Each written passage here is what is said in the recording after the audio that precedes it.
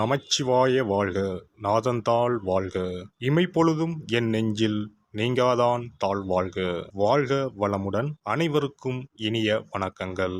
நாம் இந்த பதிவில் பெயர்ச்சியாகும் செவ்வாய் பகவானால் ராசிக்காரர்களுக்கு ஏற்படும் சுப மற்றும் அசுப பலன்கள் என்ன என்பதனையும், அசுப பலன்கள் ஏற்படுமாயின் ராசிக்காரர்கள் செய்ய வேண்டிய பரிகாரங்கள் என்னென்ன, வழிபட வேண்டிய தெய்வம் யார் என்பதனை பற்றியும் விரிவாக காண்போம். உங்கள் வாழ்வில் வளமும் நலமும் செல்வ செழிப்பும் பெற்று வாழ்வில் உயரிய நிலையை அடைய எல்லாம் வல்ல இறைவனை வேண்டி விரும்பி கேட்டுக்கொள்கிறேன். செவ்வாய் பகவான் சகோதரக்காரகன் ஆவார். சிவப்பு நிறத்தின் அதிபதி, ஆண் கிரகம், அதிலும் தைரியமான கிரகம். செவ்வாய் துடிப்பானவர், இளமையானவர், இள ரத்தம், வீரமான கோபமான இளைஞனை போன்றவர். எதற்கும் பயப்பட மாட்டார், துடிப்பானவர். தைரியத்தையும் வீரத்தையும் குறிப்பவர் செவ்வாய் பகவான். இவர் கிரகங்களின் தளபதியாக கருதப்படுகிறார். செவ்வாய் பகவான் மேசம் மற்றும் விருச்சிக ராசிகளின் அதிபதியாக உள்ளார். ஒருவருடைய ஜாதகத்தில் செவ்வாய் சுபஸ்தானத்தில் இருந்தால் அந்த நபர் வீரம், தைரியம், ஆற்றல் மற்றும் சக்தி வாய்ந்தவராக இருக்கிறார்.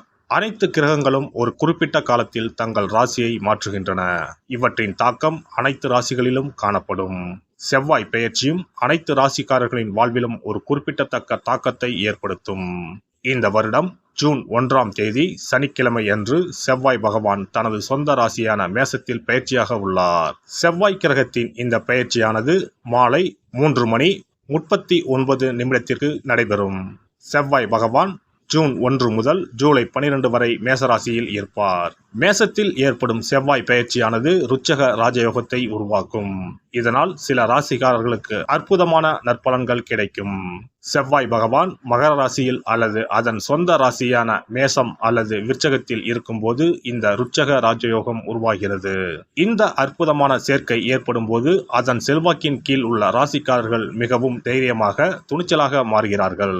சமூகத்தில் அவர்களின் கௌரவம் அதிகரிக்கிறது. பணிபுரியும் இடத்தில் தனி மரியாதை கிடைக்கிறது. இனி செவ்வாய் பெயர்ச்சியால் ஏற்படவுள்ள ருச்சக ராஜயோகத்தால் அதிகப்படியான நல்ல பலன்களை அடைய உள்ள ராசிகளை பற்றி காண்போம். அடுத்தவரை அனுசரித்து செல்வதில் கெட்டிக்காரர்களான துலாம் ராசி அன்பர்களே, இந்த செவ்வாய் பெயர்ச்சியில் நீங்கள் எதிர்பார்த்த காரியங்கள் அனைத்தும் சாதகமாக நடக்கும். பணம் சார்ந்த விஷயங்களில் எதிலும் கவனமுடன் செயல்படுவது நல்லது. எதிர்பாராத சில சம்பவங்கள் நடக்கலாம், அதனால் உங்களுக்கு நன்மையும் உண்டாகலாம். ஆன்மீக பணிகளில் நாட்டம் அதிகரிக்கும், பணவரத்து கூடும், எதிர்ப்புகள் மறையும். பகை பாராட்டியவர்கள் பகையை மறந்து நட்பு கரம் நீட்டுவார்கள். நீண்ட நாட்களாக இருந்து வந்த பிரச்சனைகள் குறையும். எதையும் செய்து முடிக்கும் சாமர்த்தியம் உண்டாகும். வாக்கு வன்மையால் காரியங்களில் அனுகூலம் ஏற்படும். வேலை தவறி உண்ண வேண்டியிருக்கும், வாகனம், வீடு ஆகியவற்றால் செலவு ஏற்படும். அடுத்தவர் பிரச்சனைகளில் தலையிடுவதை தவிர்ப்பது நல்லது. தொழில் வியாபாரம் எதிர்பார்த்த அளவு வேகமாக நடக்காவிட்டாலும் லாபம் குறையாமல் இருக்கும். புதிய ஆர்டர்கள் கிடைப்பது தாமதப்படும். பங்குதாரர்களுடன் இருந்து வந்த பிரச்சனைகள் நீங்கும். உத்தியோகத்தில் இருப்பவர்கள் தடங்கல்கள், கூடுதல் உழைப்பு ஆகியவற்றை சந்திக்க வேண்டியிருக்கும். பணி நிமித்தமாக பயணம் செல்ல வேண்டி வரலாம். குடும்பத்தில் இருப்பவர்கள் எதையும் வெளிக்காட்டாமல் உங்களுடன் இன்முகம் கொடுத்து பேசுவார்கள். கணவன் மனைவிக்கு இடையே இருந்த வருத்தங்கள் நீங்கும். பிள்ளைகள் விஷயத்தில் அதிகம் அக்கறை காட்டுவீர்கள். அக்கம் பக்கத்தினரிடம் அனுசரித்து செல்வது நல்லது. பெண்களுக்கு சாமர்த்தியமான பேச்சின் மூலம் காரிய வெற்றி கிடைக்கும். மற்றவர் விவகாரங்களில் தலையிடுவதை தவிர்ப்பது நல்லது. கலைத்துறையினருக்கு சிறப்பான காலகட்டமாக இருக்கும். பழைய பாக்கிகள் வசூலாகும். புதிய ஆர்டர்கள் கிடைக்கும். முக்கிய நபர்களின் ஆதரவும் கிடைக்கப் பெறுவீர்கள். பணம் சம்பாதிக்கும் திறமை அதிகரிக்கும். கொடுத்த வேலையை திறமையுடன் செய்து முடித்து பாராட்டுகளை பெறுவீர்கள். அரசியல் துறையினருக்கு எதிர்காலம் பற்றிய சிந்தனை அதிகரிக்கும். நண்பர்களால் தேவையான உதவி கிடைக்கும். எந்த தடைகளையும் தாண்டி எடுத்த காரியத்தில் வெற்றி அடைவீர்கள். மனதில் மகிழ்ச்சி உண்டாகும். பதவிகள் சம்பந்தமான விஷயங்களில் முன்னேற்றம் உண்டாகும். எதிர்ப்புகளை சாமர்த்தியமாக சமாளிப்பீர்கள். மாணவர்களுக்கு கல்வி தொடர்பான விஷயங்களில் கவனமாக இருப்பது நல்லது. கூடுதல் கவனத்துடன் பாடங்களை படிப்பது வெற்றிக்கு உதவும். நட்சத்திர பலன்கள். சித்திரை 3, 4ஆம் பாதங்கள். உத்தியோகத்தில் இருப்பவர்கள் ஏற்கனவே செய்த வேலைகளுக்கு இப்போது பாராட்டும் பண உதவியும் கிடைக்கப் பெறலாம். குடும்பத்தில் இருந்த டென்ஷன் குறைந்து சந்தோஷமான நிலை காணப்படும். கணவன் மனைவிக்கு இடையே மகிழ்ச்சியான உறவு நிலவும். பிள்ளைகளின் நடத்தை மனதுக்கு நிம்மதியை தரும். சுவாதி நட்சத்திரம். எதிர்பார்த்த தகவல்கள் நல்ல தகவல்களாக வந்து சேரும். டென்ஷன் குறையும். மாணவர்களுக்கு தேர்வு முடிவுகள் பற்றி இருந்த டென்ஷன் நீங்கும். புதிய நட்புகள் மூலம் உதவிகள் கிடைக்கும். விசாகம் 1, 2, 3ஆம் பாதங்கள். இந்த பெயர்ச்சியில் நல்ல பலன்கள் உண்டு. திறமையான பேச்சின் மூலம் காரியங்களை சாதிப்பீர்கள். எதிர்த்து செயல்பட்டவர்கள் விலகிச் சென்று விடுவார்கள். தெய்வ பிரார்த்தனை மனதுக்கு நிம்மதியையும் ஆறுதலையும் தரும். பணவரத்து கூடும். அரசாங்க காரியங்கள் சாதகமான பலன் தரும். வெள்ளிக்கிழமையில் மகாலட்சுமியை வழிபாடு செய்து வர பொன்பொருள் சேர்க்கை உண்டாகும். குடும்பத்தில் மகிழ்ச்சி ஏற்படும். நவ கிரகங்களில் சூரியனுக்கு அடுத்தபடியாக செயல் ஆற்றல் உள்ள கிரகம் செவ்வாய். ஆளுமை திறன், ஆற்றல், வீரம், அதிகாரம் செய்தல், வளைந்து கொடுக்காத தன்மை, தர்மம், நீதி, நேர்மை, நியாயம் போன்ற அம்சங்கள் கொண்ட கிரகம் செவ்வாய். செவ்வாய் பலமாக இருந்து நல்ல ஆதிபத்தியம் பெற்று அவரது தசை நடக்குமானால் சகோதர சகோதரிகள் மூலம் பெரும் அனுகூலம் ஏற்படும். பெரிய பதவிகளில் உள்ளவர்கள் தொழில் அதிபர்களின் தொடர்பு கிடைத்து அதன் மூலம் முன்னேற்றம் உண்டாகும். பலமற்ற ஆதிபத்தியம் பெற்று தசை நடக்குமானால் கீழே விழுவதும் அடிபடவும் நேரிடும். வாகன விபத்துக்களை சந்திக்க நேரிடும். இரத்த காயங்கள், வெட்டுக்காயங்கள், இரத்த சம்பந்தமான நோய், சித்தப்பிரமை, தலையில் அடிபடுதல் போன்றவற்றை ஏற்படுத்துவார் செவ்வாய் பகவான்.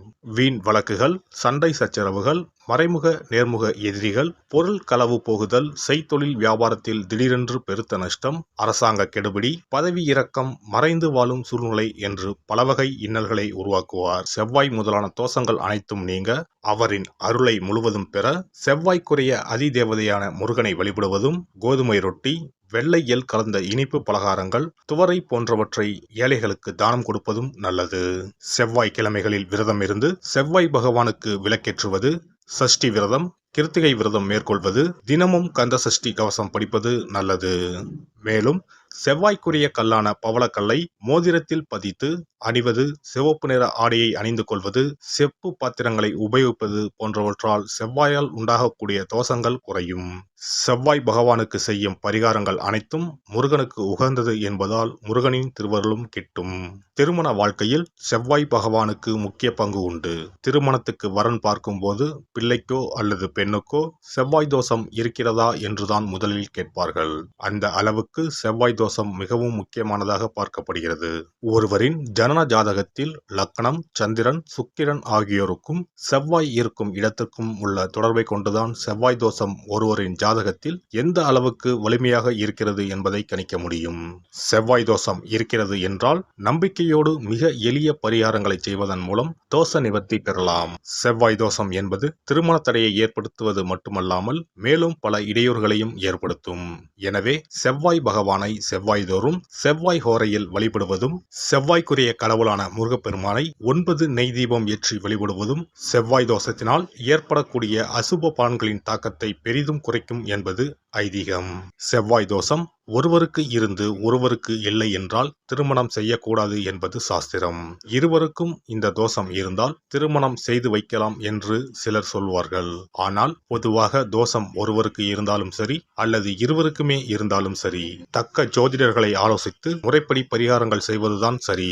செவ்வாய் தோஷத்தால் திருமண தடை உள்ளவர்கள் வைத்தீஸ்வரன் கோவிலுக்கு வந்து அரச மரத்தடி விநாயகர் ஆதி வைத்தியநாதரை வழிபட்டு ஆலமரத்தை சுற்றி வர வேண்டும். வைத்தியநாத சுவாமி, தையல்நாயகி அம்மன், செவ்வாய்க்கு அதிதேவதையான முருகப்பெருமானை வழிபட வேண்டும். சன்னதியில் உள்ள செவ்வாய் பகவானுக்கு சிகப்பு வஸ்திரம் சாத்தி அபிஷேகம் செய்து பரிகாரம் செய்ய தடைகள் நீங்கும். இந்த வீடியோ பதிவு உங்களுக்கு பிடித்திருந்தால் லைக் பண்ணுங்க, கமெண்ட் பண்ணுங்க, ஷேர் பண்ணுங்க, மறக்காம சப்ஸ்கிரைப் பண்ணுங்க, பக்கத்துல இருக்கிற பெல் பட்டனை கிளிக் பண்ணுங்க. நன்றி, வணக்கம். ஓம் நமச்சிவாய. சிவாய நம.